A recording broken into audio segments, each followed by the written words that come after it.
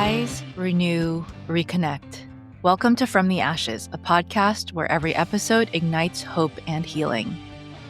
I am absolutely stoked this week to present to you my conversation with my friend, Kyle Hebner.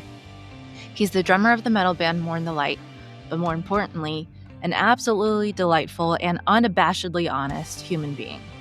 Just like Dylan Gowan from a few episodes back, Kyle and I met during our heavy metal travels through Japan last December. If you like deep dives and spicy takes, this is an episode for you. Keep listening until the end, because after our interview, Kyle added in a few thoughtful reflections that, if you're paying attention, will keep you thinking on your toes. And the fire in the darkest night, a phoenix burns. It's ready for flight. Shadows may come, try to tear you apart, but you're the flame that ignites. All right, guys, welcome back to From the Ashes. So I have my friend Kyle here, Kyle Hebner, and we met on a Japan tour.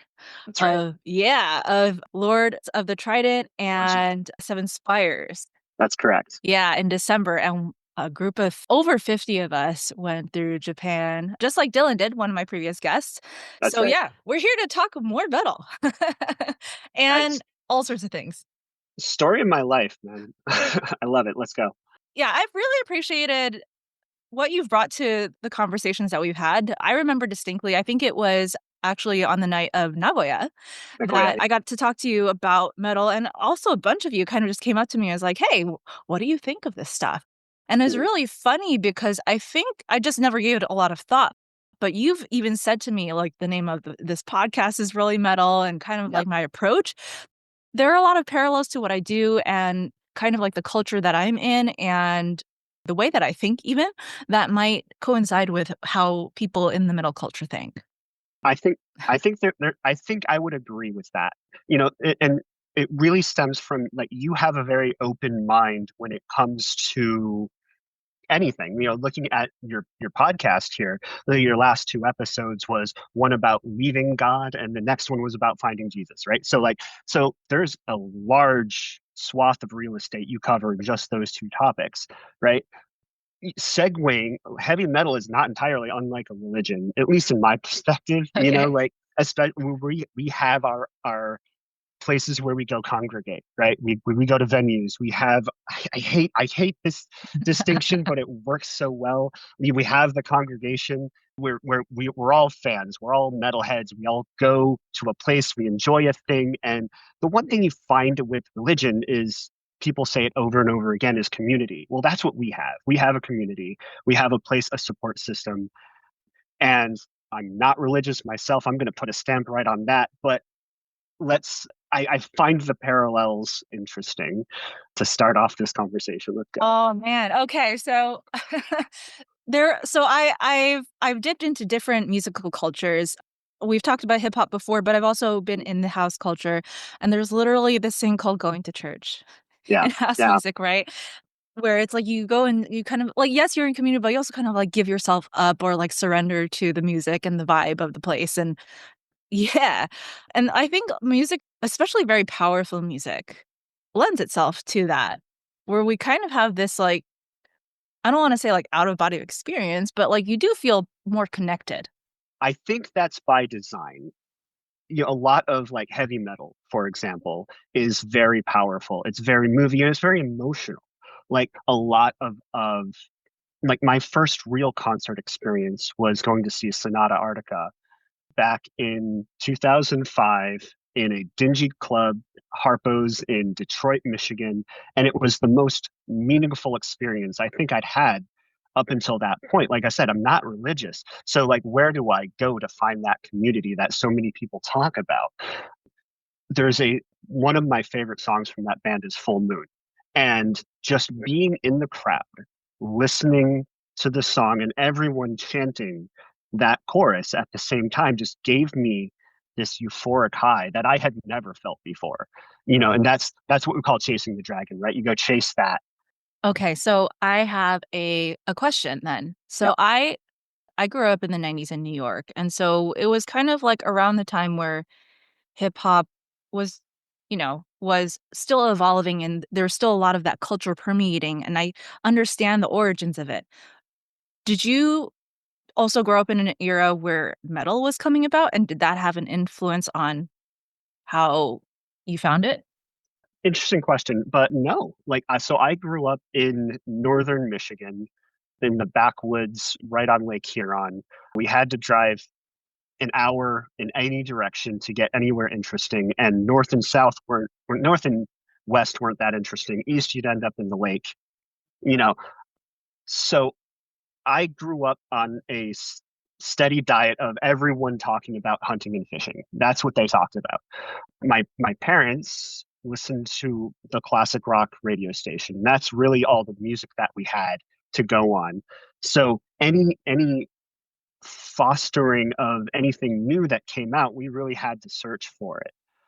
So yeah, the background really did not lend itself to metal at all. I don't think personally. It wasn't until I was 11 or 12 where I found my first heavy metal band. My brother Sean had found, what was it, the Columbia Record Club. And he found this, he ordered a CD off of there. Like, he had never heard it before. It was Iced Earth, Something Wicked This Way Comes. Now I have to put a caveat on this. Anyone who listens to this, who listens to heavy metal, will know what I'm about to say, but I have to get through this story and get back to that. Okay. So Something Wicked This Way Comes by Iced Earth came out in like 99. So this is 5, 6 years ago. And I remember being a preteen, angsty, angry at the world, and sitting on my bed with my headphones and a CD player, just listening to this album front to back. And it was only by happenstance because my brother found it. And I looked at the cover and I said, this is a great cover. And because it had Set, the ancient Egyptian deity, and just hoisting an ankh in your face. It was really great. And just, I remember being transformed by that album. This was the album that, on the radio, you had, bands like Metallica and Pantera and Primus. So I knew what heavy metal kind of sounded like. And yeah, I was slowly getting into heavier music. So there was a progression because it was just there on the radio. But Iced Earth was really the band that really cemented my desire, my need to find more. It really made me say, I need to dig deeper. I need to go into the underground and find more metal because this speaks to me in a way nothing else has. Okay. Caveat, right? The big asterisk at the beginning of this story. January 6th, 2021, insurrection at the US Capitol, right? Uh-huh. The lead guitarist for this band, John Schaefer, was one of those who made it not only to the insurrection, but made it inside the rotunda, armed with bear mace, ready to take over the government. And so that put a black stain on this band for a lot of us in the last few years. So if you had listened to his lyrics, he wrote the majority of the lyrics. He's a principal songwriter. Like, you kind of saw him going down this rabbit hole, Yeah. Kind of conspiracy minded mentality. He was always been very patriotic, but he went down this really dark rabbit hole. And, like, COVID obviously, it messed with everyone's livelihood, very specifically those of us in the arts, and so musicians, artists, were hit very hard, and he felt like that was government interfering with his life and his livelihood. There's a line there. You can kind of see it, and it's very frustrating how, he went the wrong way with it. And I think most of us can agree he went the wrong way with it. Yeah. So that's that story. So I can see that happening. And so I take a lot of notes before we started this podcast, just kind of like looking at the themes here that I'm seeing from the outside, right, in metal. And there's a lot of anti-authority. But Yeah. what I want to distinguish, because I was also drawing parallels to hip hop here, is that a lot of the themes of anti-authority for metal seem to be anti-authority as God is my enemy. From the outside, right? I don't know if it's true, but like, if you see the titles of a lot of the songs, like Killing God, Enemy of God, like, blah, blah, blah, right? Yeah. Yep.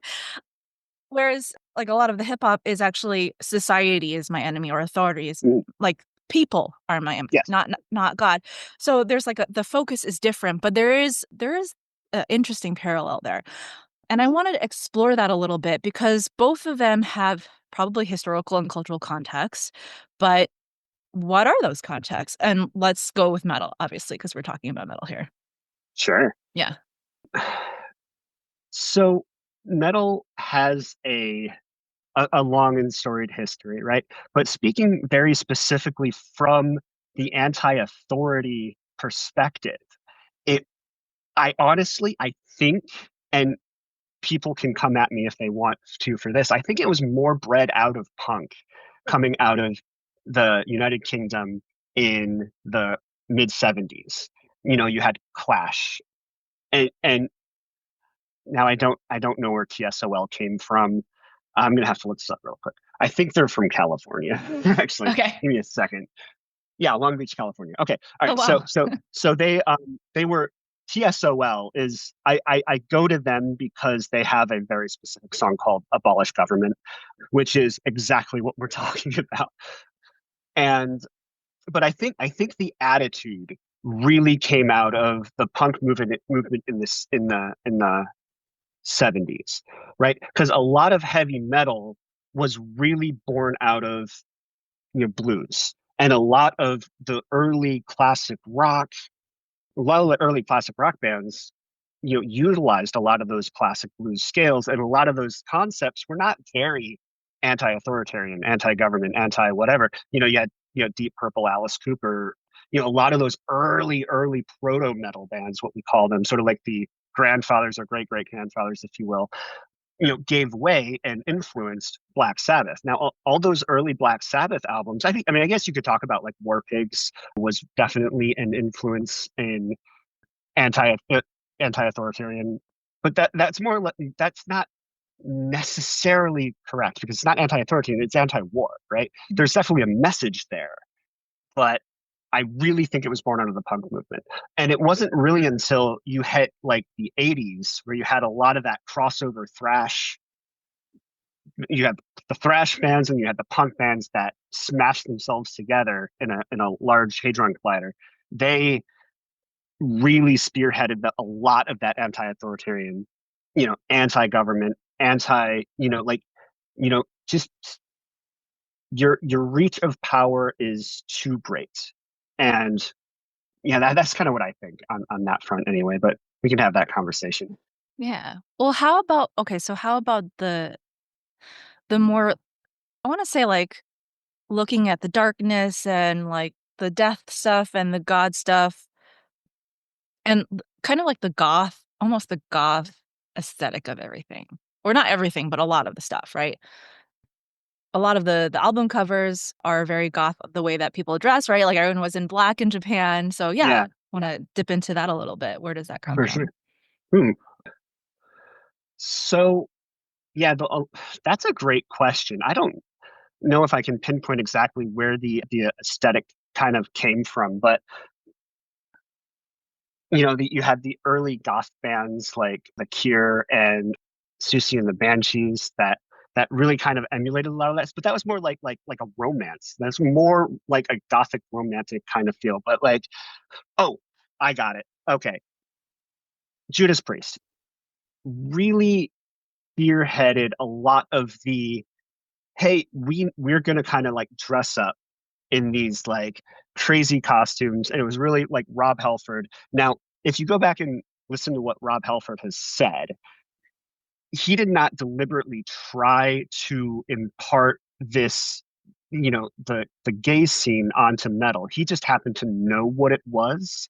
And he used that understanding and said, hey, look, this is we're we're putting forth an image. And this image is very underground, especially in like the 70s. So it's not only the people who are familiar with the look knew what it was. Now I need to backtrack because I'm losing people. Rob Halford is what was a closeted gay man for most of his life. He's now an out gay man and living his best life. But he would in the 70s frequent these gay clubs in England where he's from. And you know, through that scene, he kind of figured out how or where to go for the clothing that you would normally see in, you know, like with studs and leather, whips, chains that all came out of those gay clubs back in the 70s.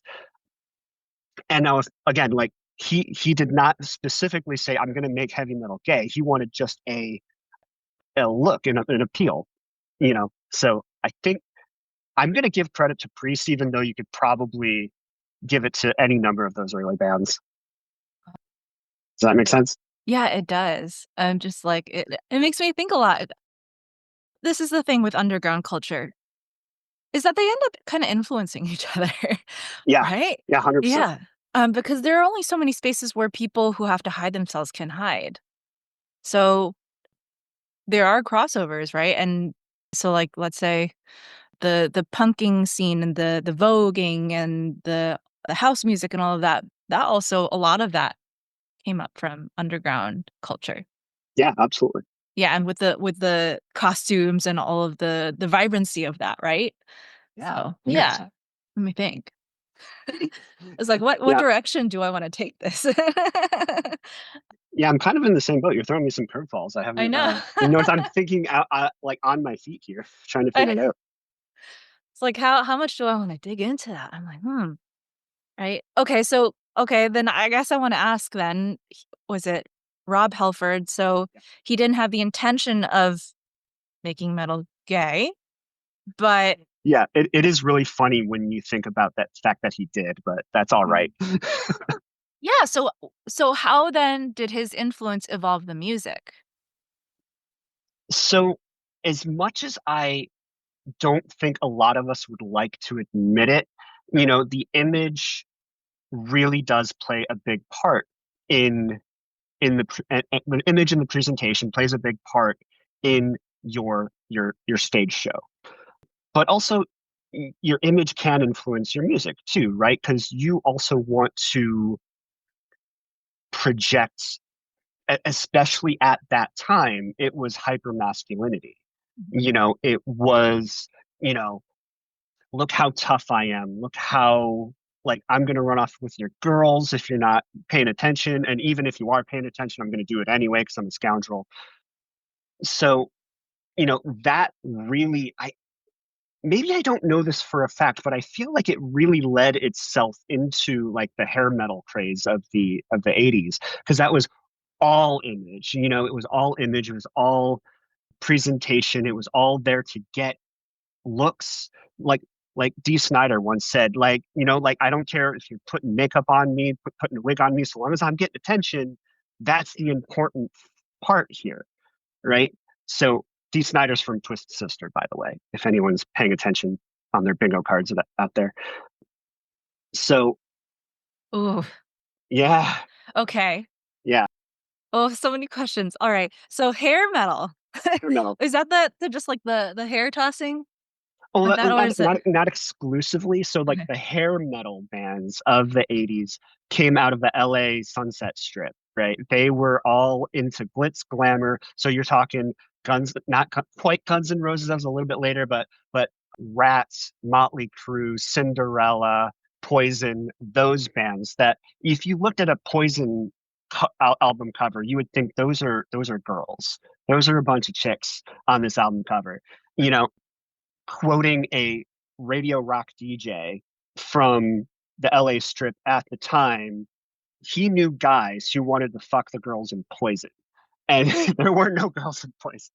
You know, that's how much they wanted the appeal of, you know, looking effeminate. But, you know, musically, it's all very straightforward, you know, 4/4 pop music with distorted guitars because it's yeah, it's about the music, and you can go back and listen to those albums and think, yeah, these are great albums, but 80% of it was about the look, getting attention, and just, you know, making a name for yourself through your image.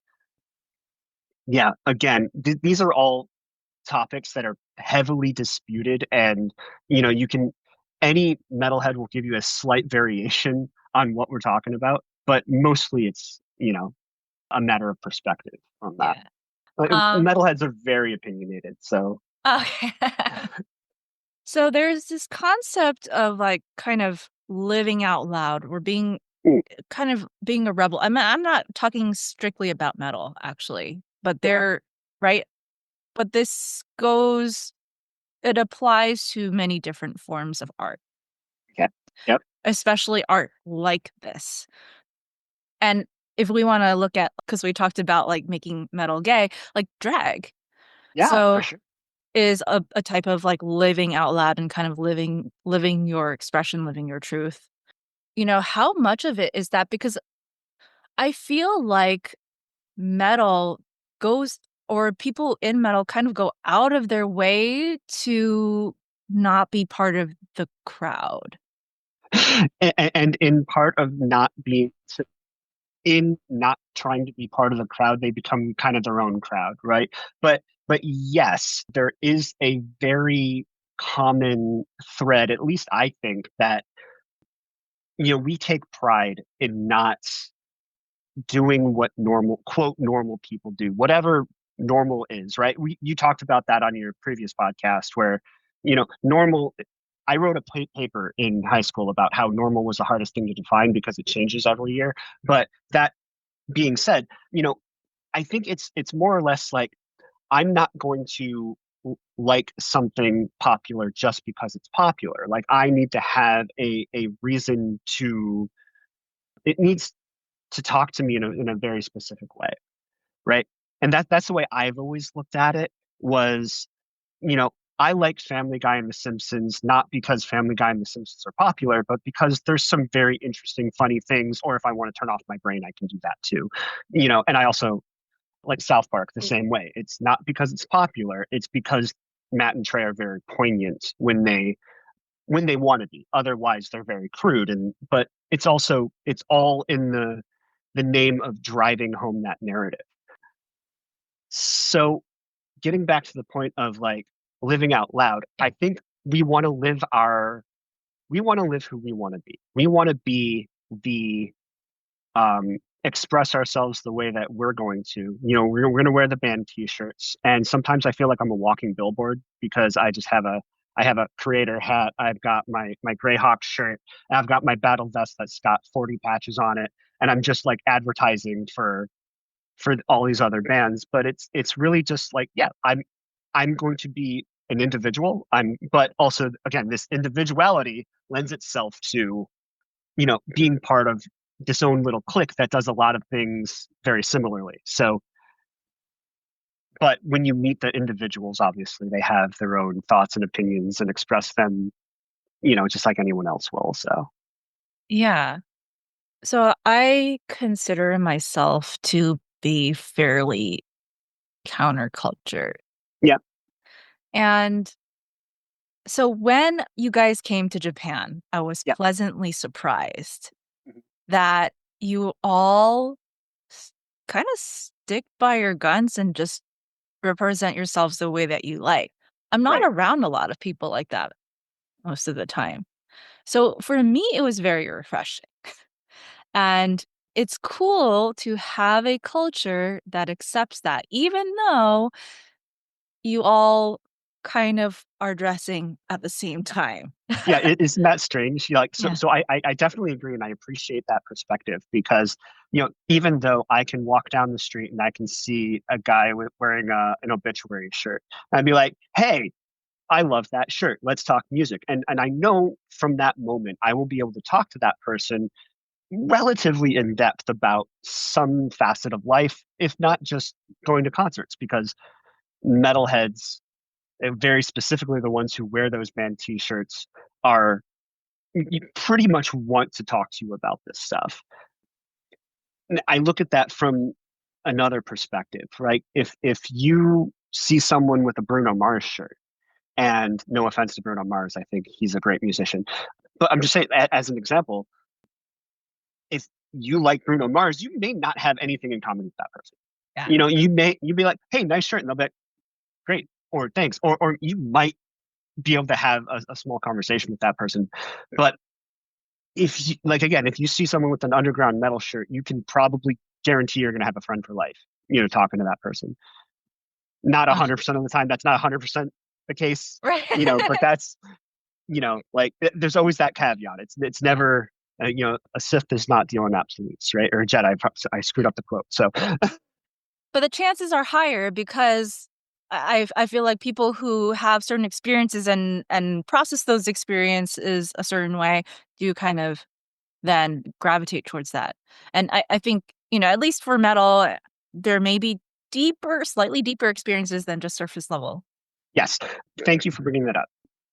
I was thinking just now that a lot, again, not all, but a lot of us who gravitate toward heavy metal, punk, these heavier genres of music, a lot of us have felt exclusion in some way, shape, or form, right? Like you can go back to Priest with Rob Halford. Like I myself, I was teased relentlessly as a kid.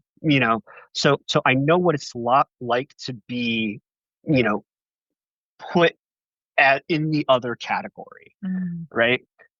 Certainly not to the extent that the majority of minorities do, but I can at least empathize from a certain perspective. So I think when you encounter a metalhead and you see that they're empathetic and they listen and they understand and they want to have those deep conversations, it's because again they know what it's like to be excluded. This is again not 100% of the time, but I think the majority of us are like that. And I It's a think little self-serving, but like that's but I would have to agree with you. I felt it's really funny because that's how I found you guys on the tour too. Is like you guys were really nice to each other, very yeah. courteous of each other's, I don't know, feelings, needs, all of it. And it just made the whole atmosphere that much more enjoyable Yeah, as a I guy. totally agree, and that's a common thread throughout our community. Like I said, I don't use the word lightly because it is. We help, we support each other, and we see our friends. There's actually a group of people that strictly travel around the world going to festivals, right?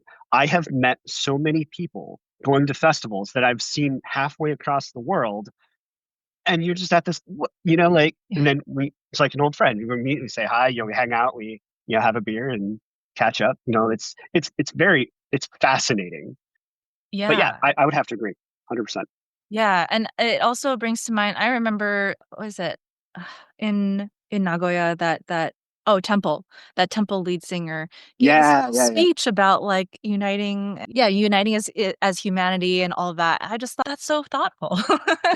Uh, And that came out of like this aggressive, right. hardcore crossover punk thrash. This was the guy that was bashing the Yes. microphone against his head, so he bled all over the place. And then Yep. he was like, "Togetherness, unity, man." And, that's what we mean. But it's the aggressive unity. I Um, love it. yeah, I absolutely loved that whole experience and just seeing, like, because I feel that's why I like that. What would you call that again? Like thrasher, or is it? Yeah, yeah. So it's a crossover thrash Okay. is the technical definition for it. Now, this is a subgenre of heavy metal that sort of combines sort of like the aggressive and the anti-authoritarian perspective of punk with the intensity of thrash, and they throw that in a blender. We talk about Stormtroopers of Death back in the 80s with Scotty in on guitar from Anthrax. He formed this crossover thrash punk band, and I don't want to say that was like the birth of crossover, but that was he helped bring that more into the limelight just because of who he was as a musician, known from Anthrax, right? Chock full of crap. So this is another thing. So like if you go back and listen to the Dylan episode, I listened to that when it came out, and I was like, a lot of metalheads, because we're so sort of intense with our need to know more about this genre, like we become sort of historians on a metal in our own right, like because we've spent countless hours watching documentaries, reading books, listening to these bands, listening to people talk about these bands, talking about them. We just have this encyclopedic knowledge of where this stuff comes from. Yeah, I noticed that. And I really appreciate that because I don't just listen to music to kind of enjoy myself. I Right. actually want to know like, well, why was this created and all of that, which is why I was so actually because when I first heard Seven Spires, I couldn't really hear the lyrics, but then after when I went home and I like properly sat down and listened to what she was singing, Yeah, connected so much better with it.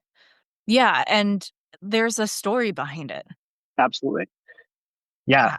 So Adrian Cowan, singer of Seven Spires, yeah, she pours all of her emotions into her lyrics.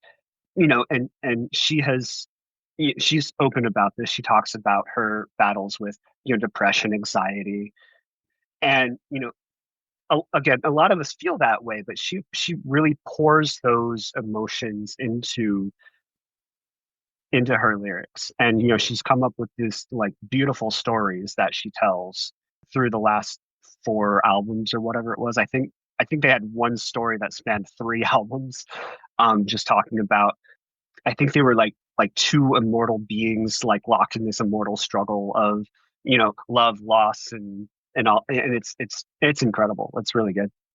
Yeah, I think it's on their website. I wanna look that up later. But it is incredible. One of the things that I do as, I basically do life coaching with people, right? And one of the things that we do is I have my clients tell their stories. Yeah. And because the idea is that once you tell the story to the world, you no longer own it as your own in Mm, that, like, you no longer hold the shame of it being something that has, like, dragged you down or whatnot. You're giving it as a gift to heal others. And I feel like that's true to Adrian's lyrics and her music, and I've seen the effects of that in real time. Just the way that people talk about it too, like, on the forum that we're on and how, like, it brings them to tears and all of that. Like, it's really compelling, and I was just very pleasantly surprised at the way that people have connected with it. absolutely. Yeah. So we've talked about this before, but for the purpose of this discussion, what was your initial thought when you were, presented with the idea of going to Japan for 2 weeks with a group of metalheads? What was your very first thought when you were like, Okay, let me see. Um, I think my first thought was, "Wow, well, yeah, let me jump into that pot." okay, great, Okay, and this is why, because I've worked with so many people, and having been kind of just always feeling like the odd one out all the time and the outsider that just, but that's my personal story, is like, I will meet people where they're at. So I try not to have too many expectations except that I'm going to be with these people. However, what I have heard is that that is very unusual.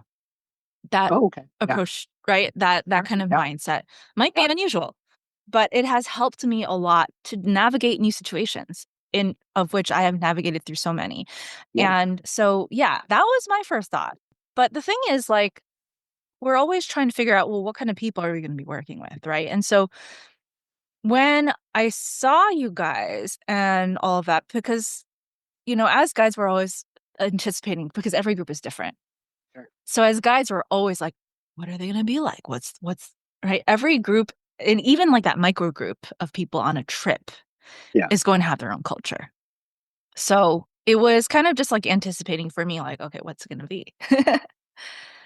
Yeah, because you were there like at the airport when the majority of us got off the plane, and you saw this like sea of black t-shirts coming at you after getting off a flight for 13 hours. Was there any like trepidation where you were like, oh no, what have I gotten into? No, for me, no. And that's the thing is like, that's like something I would expect other people to have Yeah, reaction right. as, That's kind of what I right? was getting at, because I know some people would have Yeah. had that thought, but For me, I yeah, just saw a bunch of tired people get off yeah, the plane. that's exactly what we were. We just wanted to go take a nap. But it's cool because then the fact that you kind of all were dressed made it easy for us to find you. One. That's a good point. Yeah. And just to kind of get the vibe of things. Yeah, it kind of set that tone. I remember the first thing that happened when I got to the airport was that Teddy was in a corner being interviewed by like some Japanese Oh, newscasters. right. Really randomly. Yeah. I don't think he was even in something like that conspicuous. It was like a Yeah. t-shirt and shorts. T-shirt and shorts. That was his attire. The whole Yeah. But 30, it is 30 degrees out, and then he's wearing shorts. 30 Fahrenheit. yeah. So I think that's just a Teddy Zero thing. Celsius. Yeah. But then you guys came in with the beards and the long Yep. hair and all that. And to me, like, that's cool, right? Because if I were, let's say, like, I had a group of hip hop heads go through Japan, we would be dressed in a completely different way, Yeah. right? You know, 90s, like Nike and Adidas and like baggy shirts. I'm always in a baggy shirt. There's nothing wrong with that, honestly. They're comfortable. Yeah. So it's like, oh yeah, we kind of we dress the part when we're together kind of thing. So makes sense. Right. Yeah. But then there's this part of it where it's I think because you and correct me if I'm wrong, but because you guys are kind of used to being treated with trepidation, Yeah. there's that expectation that people are going to treat you differently. So, first question is have you faced any discrimination because of your metalhead identity or So persona? Hey listeners, if you're enjoying the stories and insights from the Ashes, why not stay connected with our community? Join my mailing list for bi-weekly updates on upcoming events, wellness tips, fun tidbits, and of course, new podcast episodes. I promise no spam, just valuable content to help you live your best life. Head over to www.intrepidwellness.life and sign up today. Don't miss out, and let's keep the conversation going. So obviously that's going to change from person to person, but I use the kill them with kindness perspective. Like I don't give unless they're being completely unreasonable and they deserve a punch in the face. They're going to get mostly a mild-mannered or maybe even an overtly polite individual who's just like, yeah, man, that's cool. Yeah, whatever. Like what, that's fine.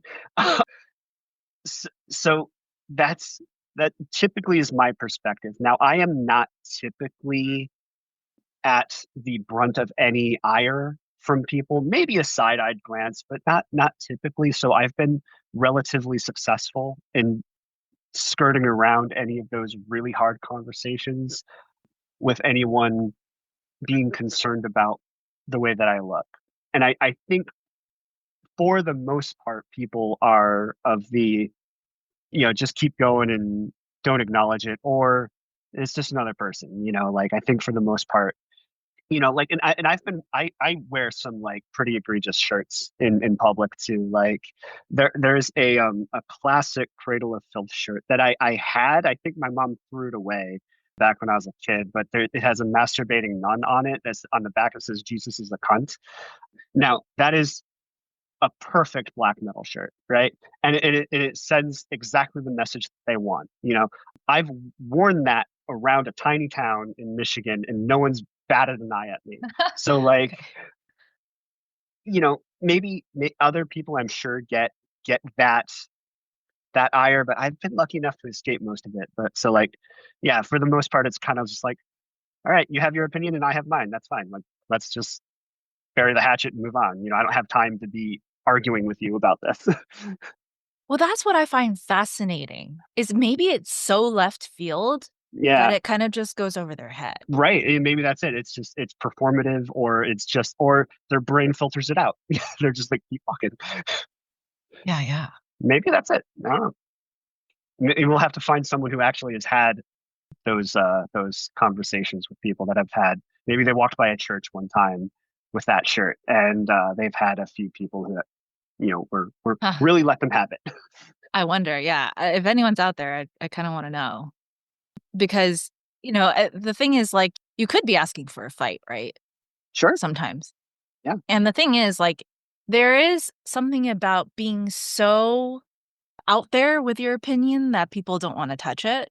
Because if you're like, let's fight authority and all of that, then people are going to try to fight that fight most of the time. But if it's like death and Satan and all of Yeah, that, yeah, and it's almost like for a lot of people they're scared to even touch it. right. I wonder. And that's possible. That's possible, and yeah, maybe it is. Yeah. It's hard to say. Everyone's obviously going to be a bit different. So The weird thing I feel, and also correct me if I'm wrong, is like I don't feel like there's that internal intention to be like that, right? It's right. kind of just outward, like Well, like you said, performative almost. yeah, exactly. It's not like the loud T-shirts that I wear and the battle vest. Like if you saw me on my day to day, I'm sitting on my couch playing video games. Like I don't make trouble. I don't cause it. I just like heavy music. And the old adage is, we get our angst and we get our aggression, we get our emotions out when we listen to music, write music, go perform or go to a show and hang out with friends. You go see. Oh, it's a good example. Yeah, you go see Anthrax, and you go get in the pit and you run around and you punch your friend, and they punch you back, and that's great. And then you can leave, and you've gotten a lot of that emotion out. Where then you can go just like sit on your couch and be happy for the rest of the night. Like that's Yeah. it's just life. Okay, so let's talk a little bit about moshing Yes. and Yeah. the cultural phenomenon of that, right? Sure. And I will draw a parallel to what I know, which is ciphers in a hip hop circle, which is Oh, okay. yeah. Okay. So So what's a cipher in a hip hop show? so a cipher is a circle, but it can Yep. be so a cipher can be a rap battle, but it could also be a dance battle. And so let's just go for the dance parallel here. B-boys and dancers will go in the circle and they'll take turns. Sometimes there'll be battles, Yep. right? Right. So originally it was battles between B-boys and it was very aggressive. Oftentimes they would take that aggression outside of the circle as well. It was a little different, I think, than the moshing thing. But Sure. that existed in that culture, sometimes still does. So yeah, so moshing is interesting because, at least to me, because it's not really something the aggression doesn't get carried outside. But you're Not typically. No. yeah. But it exists there for you to get something out, right? Right. Yeah. Yeah, and a lot of it is, I'm sure, spur of the moment, but it's sort of the interesting thing about moshing is that we've amassed certain guidelines for moshing. And this is something that, if from the outside, it looks like a bunch of people slamming into each other, and it is. But there's also an unwritten rule where you look out for each other, right? You're not deliberately trying to hurt someone. So if you see someone fall, you pick them up. You make sure they're okay. If someone's having a hard time, you get them out of the circle. Like, we're all actually making sure that we are looking out for each other while having a good time. And you'll also notice that when a mosh pit breaks out, there's individuals on the perimeter that will actually turn inward and watch the people going at it. And that's partly because it's interesting, but it's also, there are some people who are monitoring, making sure that, okay, I'm not part of this, but I'm making sure that everyone's safe. And if someone's coming in, you'll notice they'll put up their arms, they'll block them from getting all that force pushed back into the people behind them. It's not 100% of the time, functional, because a lot of times you get blown back because just someone running at you, full speed. But yeah, so we have a generalized, look out for each other mentality when one of those mosh pits erupts. Yeah. And then inversely, we have this other thing at thrash shows. Like, it's called the Wall of Death. And this thing, I don't even know who made it up. I don't know, but like, it's where the front person of the band will split the audience down the center. It's like, okay, right hand go all the way to the right side of the auditorium, left hand go all the way to the left, and then when I say go, you're gonna run into each other and murder each other. And so I've been witness to a fair few of those, and they're very fun, but it's very similar. It's not actively trying to hurt each other, but it's just another form of just like two opposing armies on a battlefield, colliding like 300 or something, Yeah. Yeah. Okay, so here's what I'm thinking as you're describing this, and I Yeah. don't know if this is the direction you thought I would take it. However, um, what I'm getting out of what you're describing is that it is very almost anti-ego. So, Oh, yeah, okay. Yeah. um, because all of a sudden you have a bunch of people. It's not about one person. Moshing is I don't think is ever about one person because like I've seen a one person mosh pit. It is very sad, but it does happen. Okay, but for the most part, I would say in the majority of cases, it's more than Yes. one person, and it's Yeah. not really about them, Right. because and if it is, it's not about really them impressing anyone or being seen in that light. It is a being seen for the raw emotion, Mm. maybe, or in the case of the Wall of Death, then it is more of a collective, just like it's not even chaos because that sounds very organized, but I mean, yeah, yeah, column A, column B kind of thing. It's definitely a little chaotic. It's definitely a little organized. yeah.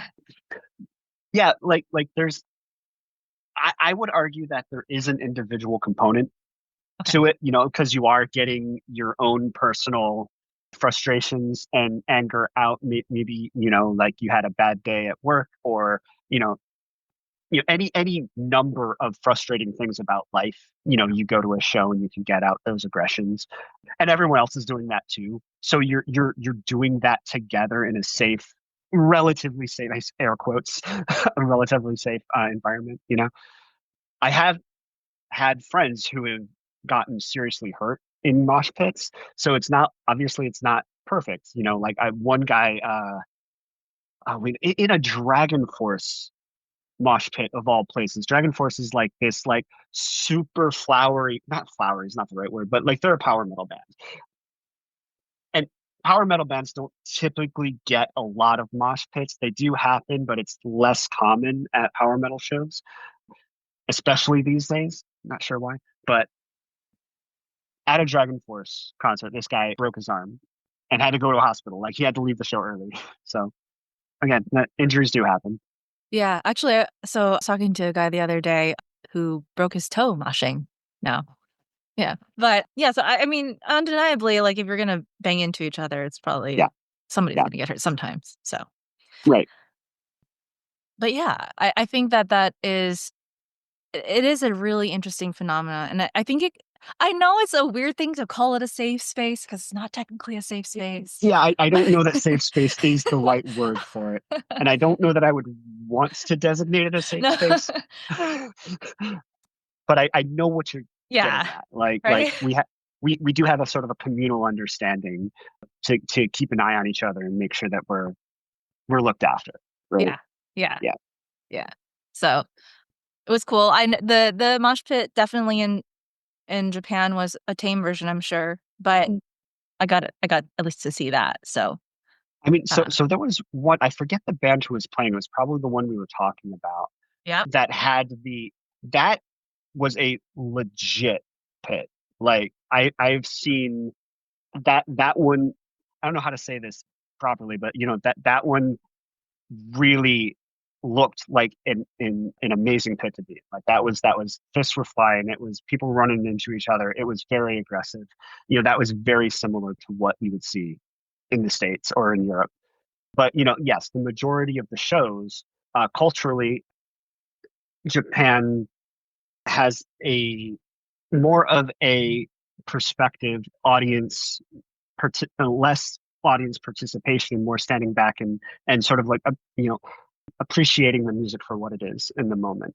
Yeah. you know and we were told before Mhm. the shows that don't expect a lot of moshing because sometimes people just want to stay in and observe.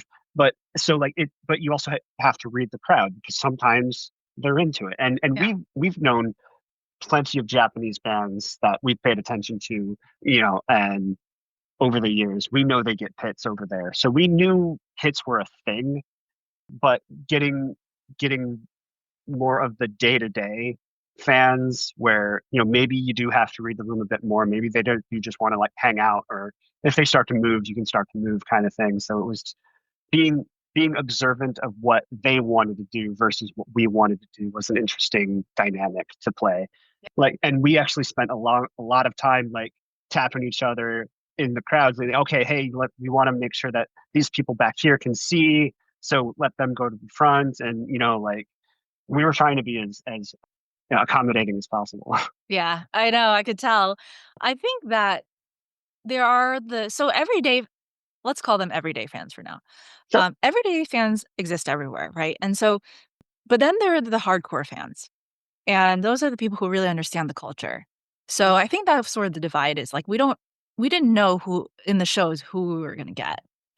Yeah, Um, right. No, yeah, and that makes so sense. yeah, because I found myself like even in the States being at certain shows where the crowd didn't really understand what was going on, even though it was like a certain music genre and stuff. And so like in those cases, like if I tried to start a cipher, no one was gonna join me, or I'd have to try Right. really hard, right? Yeah, yeah. So yeah, definitely. Because also if you start trying to mush and nobody wants to, it's also like kind of feel bad about it too. Yeah, yeah, a little bit. Yeah, a little bit. All right, cool. All right, so I think we're going to wrap up our conversation, but there's any other thoughts that you have that or any points that you wanted to hit before we wrap up today? No, no, not just listen to more heavy metal.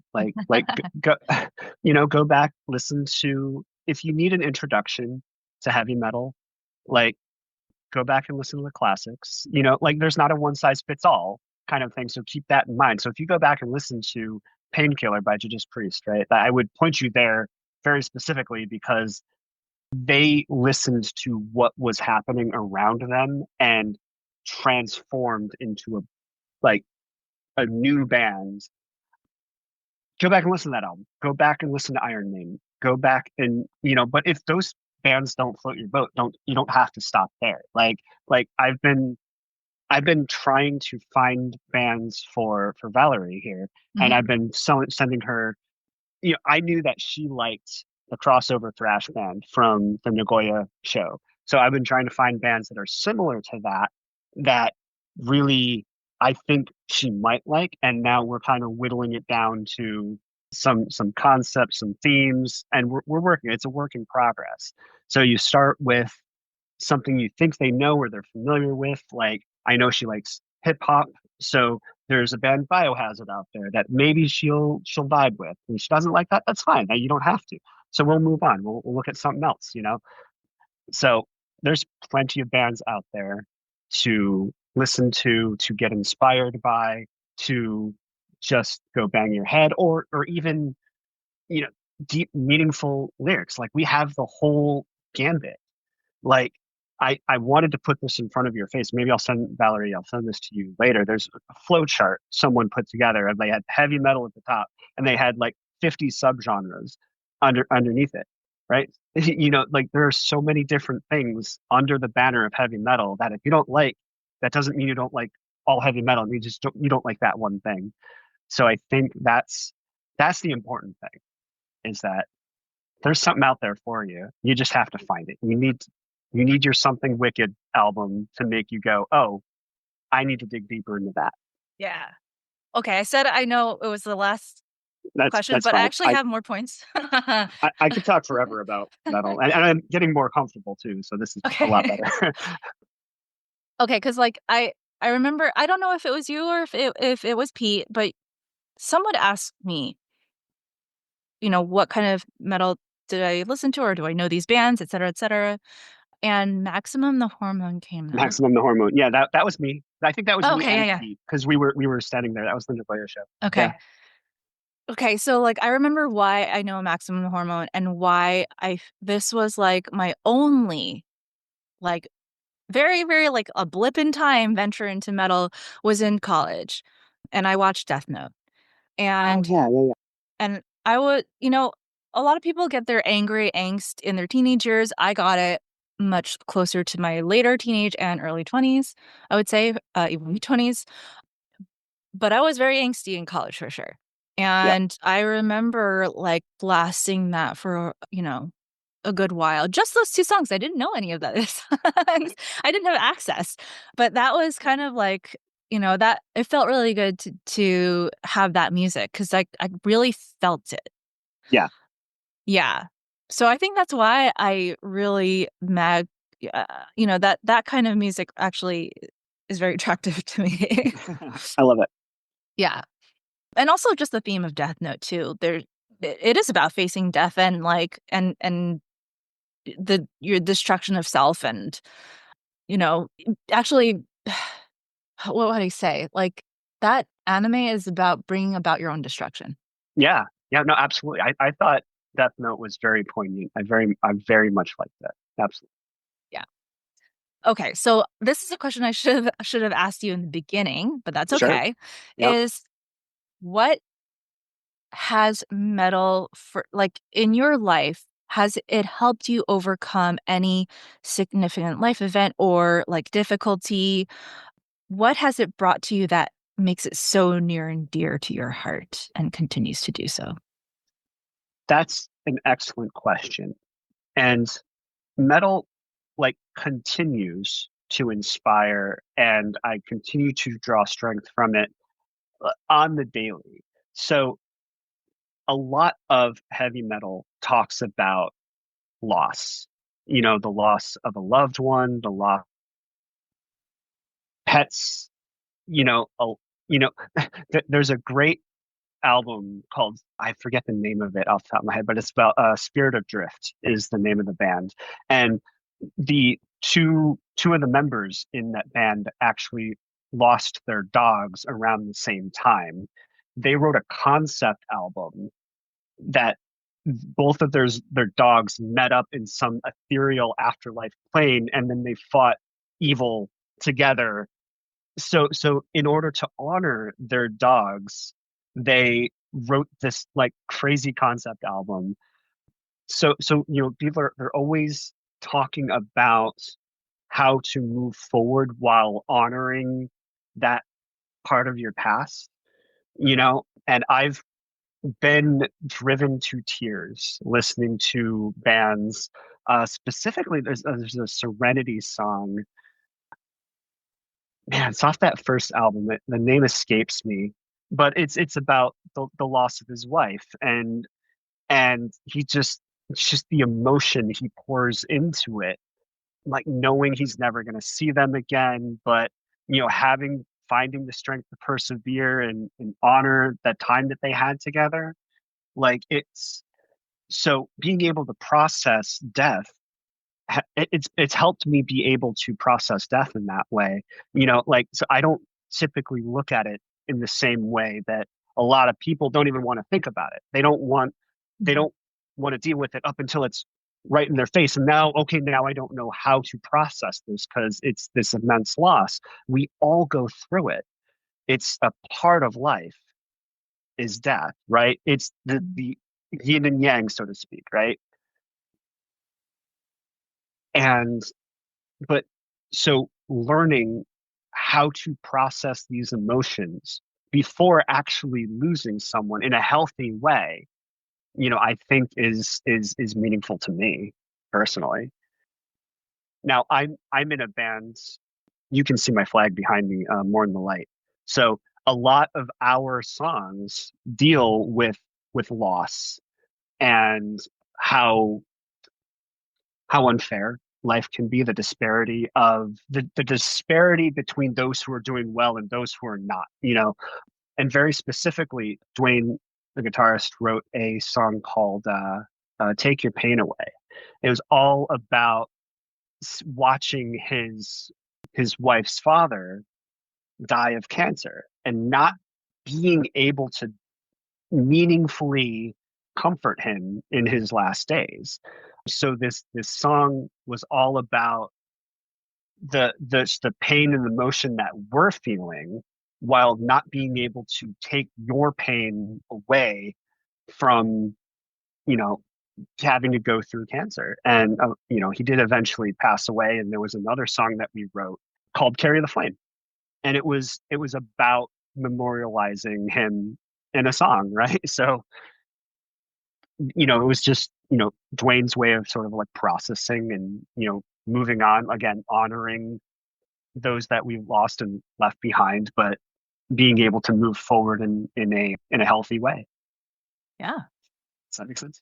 Yeah, and it's really beautiful too. I think processing emotions that a lot of people don't want to deal with Right. is, yeah, it makes total sense. Oh, This is hi. my cat. So for Oh, those of you listening on audio, I have my cat in my lap. ah, His name is Bruce Kittenson. Bruce Kittenson is a reference to Iron Maiden's singer Bruce Dickinson. okay. Oh, he's so cute. All right. Well, okay. I think we'll wrap up the conversation there. It's been amazing. I know that we could talk about a lot of other things, but just so that we can have Yeah, the just so this isn't 4 hours long. yeah, yeah. but Yeah. but Thank you first so of all, well, no, thank you for having me on. I very much appreciate the time to talk, and I appreciate the conversation, and I hope we get something useful out of it. You know, I think we did. I think people are going to really enjoy listening to it. And, a lot of the stuff that you say about getting emotions out and, facing the darker parts of life, I relates with everyone, whether they love metal or not. So, right? Yeah, and yeah. I think so. Yeah. So hopefully everyone tries listening to a little bit more metal from this too. Yeah, and if you know how to find me, I'm Kyle Knight on Facebook. I'm here, so if you have questions, you want to reach out, or if you know how to get a hold of Valerie or get a hold of me, that's fine too. I'll help find something that works for you. Amazing. All right. Thank you. Thank you so much.